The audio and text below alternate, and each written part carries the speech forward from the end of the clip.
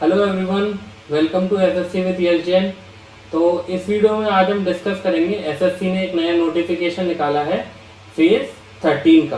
तो इसमें हम देखेंगे कि ये फॉर्म हम कैसे क्या भर सकते हैं और क्या क्या इसकी एलिजिबिलिटी है। मतलब आप 10th पास किए हो तो भर सकते हो या 12th पास किए हो तो भर सकते हो। तो वो सब हम देखेंगे। ठीक है, मैं अपने बारे में थोड़ा बता दूं। अभी मैं एएसओ की पोस्ट पर हूँ सीएसएस में। बाकी ये मैंने फेज 9 का एग्जाम दिया था अपने टाइम पे। तो उसमें मेरे अराउंड 165 के अराउंड रॉ मार्क्स था। तो उस टाइम टॉप 10 में रैंक कुछ बन रही थी, जो सर्वे वगैरह थे उसके हिसाब से। और मैं डीबी में नहीं गया था तो एक्चुअल रैंक नहीं आ पाई थी, लेकिन अराउंड टॉप 10 थी मेरी ऑल इंडिया रैंक। ठीक है, तो अपन इस वीडियो में अभी फेज 13 का देख लेते हैं कि क्या निकाला है एसएससी ने नोटिफिकेशन। तो इसकी एप्लीकेशन शुरू हो गई है 2 जून से और 23 तारीख तक आप इसका फॉर्म भर सकते हो। और फॉर्म भरने में कोई भी दिक्कत आए तो ये नंबर है टोल फ्री, इस पे आप बात कर सकते हो। और अगर कोई भी क्वेरी हो तो वहाँ आप देख सकते हो। ठीक है, फेज वाली जो एग्जाम होते हैं, जैसे फेज 13 है, इनके बारे में मैं बता दूं। इसके क्या है, 3 लेवल पर पेपर होते हैं। एक तो आपने 10th की हो तो, एक 12th की हो, हायर सेकेंडरी हो आपकी, या फिर ग्रेजुएशन हो। तो इसके 3 अलग अलग पेपर होते हैं काफ़ी सारी पोस्ट के लिए। ठीक है, इसमें पोस्ट वाइज वैकेंसी निकलती है। जैसे किसी पोस्ट की एलिजिबिलिटी है कि उसमें कंप्यूटर साइंस की डिग्री चाहिए। ठीक है, किसी ने कंप्यूटर साइंस से इंजीनियरिंग की हो तो वही वाले एलिजिबल होते हैं। ठीक है, और किसी पोस्ट में एग्रीकल्चर की डिग्री चाहिए होती है या किसी में डिप्लोमा चाहिए होता है। तो इसमें पोस्ट वाइज आपको फॉर्म भरना पड़ेगा। अगर आप 10 पोस्ट के लिए भरोगे तो आपको 10 बार फॉर्म भरना पड़ेगा और 100 रुपये के हिसाब से 1000 रुपये देने पड़ेंगे आपको। ठीक है, तो इसमें आप देख लेना, आपने जो डिग्री की है उसके हिसाब से जो जो पोस्ट हो वो भर देना। ठीक है, एग्जाम सबका एक ही होगा। जैसे 12th लेवल पर 5 पोस्ट है तो उनका एग्जाम एक ही होगा, लेकिन उसमें आप अलग अलग सिलेक्ट हो जाओगे और आपके सिलेक्ट होने के चांस भी काफ़ी सारे बढ़ जाएंगे। ठीक है, अब आगे देखते हैं इस नोटिफिकेशन में क्या है। इसमें जो पोस्ट है उसकी जानकारी ये एसएससी ने अपनी वेबसाइट पे दी है। अब मैं आपको बता देता हूँ कि कैसे क्या देखनी है इसकी पोस्ट। इस वेबसाइट पर जाएंगे अपन। ठीक है, ये मैंने वेबसाइट खोल ली है एसएससी की। इसमें देखो आप फेज 13 का सिलेक्शन पोस्ट का दिया है। तो इसमें जोन वाइज होती है पोस्ट। जैसे अपन नॉर्दर्न जोन का खोलते हैं तो इसमें काफ़ी सारी पोस्ट आ गई, जैसे असिस्टेंट प्रोग्रामर और ये असिस्टेंट लाइब्रेरी, ये सारी पोस्ट है ना इसमें।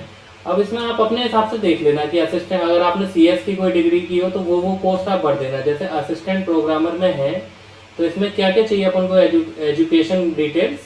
तो इसमें बैचलर ऑफ इंजीनियरिंग होना चाहिए कंप्यूटर साइंस या फिर इंफॉर्मेशन टेक्नोलॉजी में। ठीक है, या फिर मास्टर ऑफ कंप्यूटर एप्लीकेशन होना चाहिए। तो इसमें क्या है कि ये वाली डिग्री जैसे कंप्यूटर साइंस कुछ ही बच्चों ने की होगी, तो बस उन्हीं के बीच में कंपटीशन होगा इस पोस्ट में, तो आपके सिलेक्ट होने के चांस बढ़ जाते हैं। तो जिस जिस पोस्ट में आप एलिजिबल हो, आपको लग रहा है कि भरना चाहिए, तो वो भर देना आप। अगर जैसे ये जेरोक्स ऑपरेटर देखते हैं, लेवल 2 की पोस्ट है, इसमें एलिजिबिलिटी क्या है, इसमें एलिजिबिलिटी है अपनी इसमें बस हायर सेकेंडरी मांगा है 10+2 और 12th अपन ने की होगी किसी भी बोर्ड से हो, और आपको किसी भी फोटोकॉपी वगैरह की मशीन का मतलब ऑपरेशन और मेंटेनेंस करना आना चाहिए। तो आप देख लेना, आपके लिए जो भी पोस्ट सूटेबल हो वैसा आप पढ़ लेना। ठीक है, और ये वेबसाइट पे देखने में तो थोड़ा सा टफ हो जाएगा आपको एक एक पोस्ट की क्वालिफिकेशन। तो शुभम जैन सर हैं, एक आरबी करके उनका चैनल है, तो वो अपने टेलीग्राम ग्रुप पे डालते हैं कि एक एक्सेल बना के डाल देते हैं कि किस पोस्ट की क्या क्वालिफिकेशन है, तो वहां से भी आप मदद ले सकते हो। ठीक है, तो आपको जो जो पोस्ट सूटेबल लगे वो भर देना। अब वापस आते हैं अपन अपने नोटिफिकेशन पर। तो ये मैंने बता दिया कि इसमें बहुत सारी पोस्ट हैं, आप उनकी क्वालिफिकेशन देख के भर सकते हो। ठीक है, अब अगले पे आते हैं। इसकी जो क्रूशियल डेट है, सबसे ज़्यादा इशू अपने एसएससी में रहता है क्रूशियल डेट का, कि यार मेरा सर्टिफिकेट इससे इस डेट से बाद का है तो मेरा होगा कि नहीं। तो इस बार इसने एसएससी ने साफ साफ लिख दिया है कि 1/8/2025 इससे पहले का बना हुआ होना चाहिए आपका सर्टिफिकेट जो भी है। ठीक है, 1 अगस्त 2025 से पहले का बना होगा तो आप एलिजिबल हो जाओगे, वरना फिर बाद में दिक्कत आती है डीबी के टाइम। ठीक है, तो ये आप देख लेना। ठीक है, ईडब्ल्यूएस के लिए भी 1/8/2025 ही एसएससी ने डिसाइड किया है इसका क्रूशियल डेट। तो क्रूशियल डेट वाला बहुत ध्यान से पढ़ लेना, और उसी से पहले का सर्टिफिकेट अगर नहीं बना है तो अभी भी 2 महीने का टाइम है, बनवा लो जिसका नहीं है। ठीक है, जो भी एलिजिबल है बनवा सकते हैं। ठीक है, और देखते हैं अपन क्रूशियल डेट वाला तो मैंने कवर कर दिया है। अब आते हैं 5th पेज पे। इसमें है एज लिमिट। एज लिमिट जैसे मैंने बताया ना 3 तरह की पोस्ट है कि एक 10th लेवल की, एक 12th लेवल की और ग्रेजुएशन लेवल की, तो उनकी अलग अलग एज क्राइटेरिया होगा। उसके हिसाब से ये देख लेना 1/8/2025 पे आपकी एज क्या होनी चाहिए, ठीक है। अगर 18 से 25 वाली है तो 1/8/2025 से पहले आप 25 से ज़्यादा एज क्रॉस नहीं करनी चाहिए, ठीक है।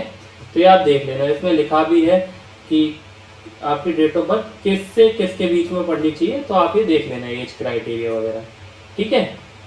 अब आते हैं नेक्स्ट पे अपना ये जो EWS में सबसे ज़्यादा कंफ्यूजन रहता है बच्चों को कि हमारा EWS सेंटर का बना है, स्टेट का, कौन से फाइनेंशियल ईयर का होना चाहिए। तो इसमें देखो इन्होंने साफ साफ लिखा है कि 2025-26 वाली फाइनेंशियल ईयर का होना चाहिए, ठीक है। 2025-26 में वैलिड होना चाहिए। और जो उसका इनकम क्राइटेरिया है EWS में वो पिछले साल का मतलब 2024-25 के इनकम के क्राइटेरिया पर बना हुआ होना चाहिए। और क्रूशियल डेट मैंने बताई भी कि 1/8/2025 से पहले का बना हुआ होना चाहिए। तो ये आप देख लेना, ठीक है। अब आते हैं कि फॉर्म वॉर्म कैसे भरना है, OTR कैसे करना है। तो ये देखो इनने अपने नोटिफिकेशन में ही साफ साफ लिख दिया है कि ये OTR के स्टेप्स ये हैं, ठीक है। 1 टाइम रजिस्ट्रेशन कैसे करना है तो ये आप इसके PDF में देख लेना नोटिफिकेशन के। और फिर इनने बता दिया है बाद में कि फॉर्म वॉर्म कैसे भरना है OTR करने के बाद, तो ये सब आप देख लेना, ठीक है। अब सर्टिफिकेट्स में दिक्कत आती है कि मेरा सेंटर का है या स्टेट का है, तो इनने परफॉर्मा दे दिया है SSC वालों ने कि SC/ST का सर्टिफिकेट अगर किसी का तो ऐसे परफॉर्मा पे बना हुआ होना चाहिए। अगर कोई डाउट है तो आप इनके हेल्पलाइन नंबर पर ही पूछ सकते हैं, ठीक है। ये SC/ST का दे दिया, OBC वगैरह का सबका इनने दे दिया परफॉर्मा। जैसे EWS का दे दिया है कि वैलिड फॉर ईयर कौन सा होना चाहिए, 2025-26 के लिए वैलिड होना चाहिए। मतलब एक फाइनेंशियल 1 अप्रैल से शुरू होता है ना, तो ये वाला जो फाइनेंशियल ईयर है अप्रैल से जो शुरू हुआ है इसी फाइनेंशियल ईयर में बना हुआ होना चाहिए। और पिछली साल की इनकम के बेसिस पे यहाँ पे आप देख लेना कि जो सर्टिफिकेट EWS वालों को दिक्कत रहती है उनको यहाँ रहता है फॉर द फाइनेंशियल ईयर, तो यहाँ पे लिखा होना चाहिए 2024-25 और यहाँ पे होना चाहिए 25-26। 8 लाख से कम इनकम होनी चाहिए और ये क्राइटेरिया जो होने चाहिए वो सेंट्रल गवर्नमेंट वाले होने चाहिए, ठीक है। तो आप देख लेना, ठीक है। अब आते हैं फोटो वोटो, देखो ध्यान से देख के अपलोड कर देना। ऐसा फोटो चलता है, बाकी ऐसे फोटो मत अपलोड करना, उल्टे सीधे चश्मा लगा के ऐसा कुछ, तो ये वरना आपका फॉर्म रिजेक्ट हो जाएगा, ठीक है। अब आते हैं अपन कि इसमें कौन कौन सी पोस्ट है। तो देखो ये पोस्ट काफ़ी सारी पोस्ट मैं बता रहा हूँ ना, 10th लेवल पे भी होती हैं, 12th लेवल पे भी होती हैं, ठीक है, और ग्रेजुएशन लेवल पे भी होती हैं। तो अलग अलग तरह की अलग अलग पोस्ट हैं। अब आपको देखना है कि आपने कौन सी डिग्री की है, क्या डिग्री की है, किस पोस्ट के लिए आप सुइटेबल हो, तो इसमें भर देना। और ये बहुत अच्छा एग्जाम है, इसमें आपके सिलेक्ट होने के चांसेस काफ़ी बढ़ जाते हैं, ठीक है। अब देखो टोटल वैकेंसी दिखाता हूँ मैं आपको। टोटल वैकेंसी इसमें आई है अपनी 2423, ठीक है। तो काफ़ी सारी वैकेंसी हैं, तो अपन को भर ही देना चाहिए फॉर्म, ठीक है। तो ये हो गया अपना इस एग्ज़ाम के नोटिफिकेशन के बारे में। बाकी इसमें जो सिलेबस होता है वही SSC, CGL, CHSL जैसे ही 4 सेक्शन होते हैं, 25-25 क्वेश्चन आते हैं, इंग्लिश, GS और मैथ और रीजनिंग। तो चारों सब्जेक्ट के अपने आते हैं, इंग्लिश, GS, मैथ्स और रीजनिंग। ये 4 सब्जेक्ट आते हैं अपने SSC के बाकी एग्जाम जैसे ही, ठीक है। और इन सब की आप तैयारी अच्छे से कर लो और मॉक वॉक दे लें। और PYQ बहुत ज़्यादा इंपॉर्टेंट रहता है, तो इसके लिए मैंने अपने चैनल पे ये PYQ की सीरीज शुरू की है, जिसमें अभी मैं इंग्लिश के PYQ पढ़ा रहा हूँ, फिर धीरे धीरे मैं इस पे मैथ्स वगैरह, करंट अफेयर्स वगैरह सब कुछ पढ़ाऊँगा, ठीक है। तो यहाँ से आप PYQ वगैरह भी फॉलो कर सकते हो, ठीक है। तो बाकी इस वीडियो में इतना ही। अभी आगे इस पर और कुछ डाउट हो तो आप कमेंट सेक्शन में पूछ लेना, मैं इस पर वीडियो बना दूंगा और, ठीक है।